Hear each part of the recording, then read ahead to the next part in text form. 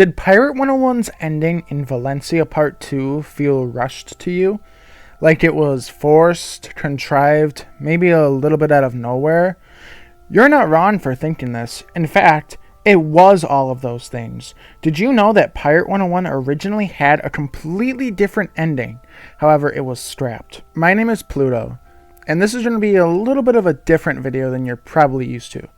But today, I'm here to discuss the greatest story never told, Pirate 101's original ending. The source to all information in this video can be found in the description.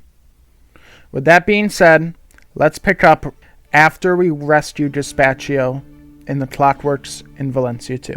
We take Dispatchio back to Florenza. We work with the resistance to get him smuggled out of Valencia, and only then will he tell us what his plan to defeat Kane is. We manage to take Dispatchio back to Skull Island where he meets Avery and everyone else. He sets up a secret workshop for him in Avery's court. This is when Dispatchio tells us his plan to defeat Kane. Dispatchio's plan was to build another super clockwork, this time with the golden heart, a clockwork of good instead of evil like Kane. This clockwork would be Kane's brother, Abel. However, to make this clockwork more powerful than Kane, a hand and an eye are needed. We travel back to Valencia to get the clockwork hand and the clockwork eye. And with these items, we create Abel, Kane's brother, the only hope of defeating him. Along the way, we are also able to track down Erica the Red's piece of the El Dorado map, getting us one step closer to get into El Dorado. We build Abel with a striking resemblance to Kane, which allows us to sneak into Kane's inner sanctum, where we steal his map pieces. However, when we are confronted by Kane, he boasts that he has already memorized the El Dorado map. Our little race is over. I've won. What do you mean? You forget, I'm smarter than you. Once I realized the map was based around astronomical equations, I decided to make my own. The Aztecosaur data my troops uncovered in Skull Island and the star charts in Mushu's Book of Secrets gave me everything I needed. Took Marco Pollo 20 years to make his map. I made mine in 20 days, and I've memorized it. We confront him on the chessboard battlefield and send Abel against Kane. Abel and Kane battle, but Kane emerges victorious, and the plan fails. We eventually escape Kane's sanctum, and are now on a race to get to El Dorado. Following the map that we have collected, as we now have all 7 pieces, we must get there before Kane. And when we finally get to El Dorado, we have our final confrontation with him on the Golden Streets. Throughout this expanded story, our pirate would have gone to new worlds, new areas. However, we have no confirmation as to what those would have been, except for El Dorado. So now here's a little bit of my unscripted rant on kind of what I think about the original ending of Pirate 101. This ending is a biblical reference, if you can't tell. In the Bible, Cain and his brother Abel, they're brothers, Cain kills Abel. And this is a reference to that, where you have, of course, the 2 Clockwork brothers, Cain and Abel. And I think that it does work, because really it's in itself, Cain is kind of a biblical reference to Lucifer.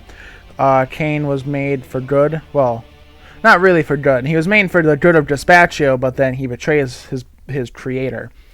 Kind of like how in the Bible humanity betrays God, Cain betrays humanity, or he betrays his own creator to gain power for selfish reasons. It is really awesome, in my opinion, how the plot works in and of themselves, and Cain is just one big biblical reference. I do really like that. I think it works, and I think that the whole connection with Abel in this storyline, where we build a super clockwork to beat him, is kind of cool. Now, from hearing this story in itself, it does seem a little, this also does seem a little bit out of nowhere in my opinion. The story is going to feel a little bit out of nowhere on its own, just because we have never heard about it, it wasn't referenced at all, and this story was the original ending. Of course, if Pirate101 actually did go along with the story, if I believe Sam Johnson had his way and published the story with Pirate101 and was able to make more worlds, I do think that the story would have been probably a really good conclusion to Pirate. Now, you do have to notice, I don't mention whether or not the Pirate's able to defeat Kane. We don't know. We just know that the final confrontation is on El Dorado. Now, I do have a little bit of a headcanon take on this story. I do think that we do manage to defeat Kane in the end, and I don't want to say that Abel's sacrifice was for nothing.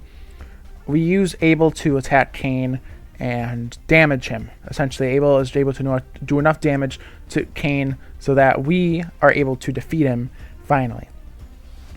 I do think that that's a better sort of ending to the story. So you don't just completely waste your time making Abel. It does help you in the end. And I do like that we actually go to El Dorado in this storyline. I think that's really cool. You do have to notice, however, Queen is not mentioned at all in this storyline, which is kind of weird to me, as they had that whole cliffhanger with Queen. The actual ending to Valencia 2 that we see in-game is a cutscene where Queen survives, and Queen is probably now hunting the pirate. In my headcanon, I do like to think that this still happened, that when we confronted Kane, we did it with Abel, and Queen was also there as well. I do like to think that that actually happened, or maybe we had like a battle against Queen at some point in Valencia 2 to get something from her and she survives, something like that. I like to think that. I'd also like to mention that there are some areas that we might have visited in Valencia 2 to get the clockwork hand in the eye. If you don't know, the clockwork hand in the eye, we actually first heard about this in Aquila. A prophecy says that we needed a heart, a hand, I think a brain, and an eye. 4 items, and I mentioned the 3, heart, hand, and eye. So we use the clockwork heart for Abel, and we also use a hand and an eye. These are all gotten from the Golden Sentinels, I believe, in El Dorado. All these items are probably derived from them. Another reason why I think this plan probably fails is because we made Abel with his clockwork heart. I think that Abel would not have been able to kill Kane. Because we created Abel with a clockwork heart, Abel does not want to kill his own brother, so Kane, being ruthless and vicious as we know him to be, kills Abel in cold blood. I think that that just adds a lot to the story, a lot of depth to the story, and I think that this story would have been an incredible conclusion to the El Dorado saga of Pirate101. Again, we do have to see where they're going to be going in the future. They are planning a second story arc, and we do have some teasers for that and some confirmation about that, and I'm very excited to see where that goes. However, I do like to think that this was the original canon ending to Pirate101 before everything basically was delayed and they stopped updating the game until now, obviously. Tell me what you guys think about the original ending to Pirate. There's a lot of stuff there. There's a lot of content to unpack. But yeah, if you want to learn anything else about Pirate101's original ending, Blind Mew or Sam Johnson, the head writer for Pirate and Wiz, did a forum discussion about it. Link can be found in the description. I mentioned this earlier. That's where the source of all this information is. Let me know what you guys think of it. Do you think that this should have been the original ending? Do you like the ending that we got in Valencia 2 better? Do you think that it's better to have another arc where we are trying to get to El Dorado, where El Dorado is the main goal, instead of just it being concluded in one arc? Tell me what you guys think in the comments below. That's going to be the end of today's video. If you guys can please like and subscribe, it helps me out a ton, and it motivates me to make even more videos for you guys. We're trying to reach 1,000 subscribers before the summer, so if you can please help me achieve that goal, I'd be greatly appreciative. Thank you for watching, and I will see you all in the next video. Goodbye.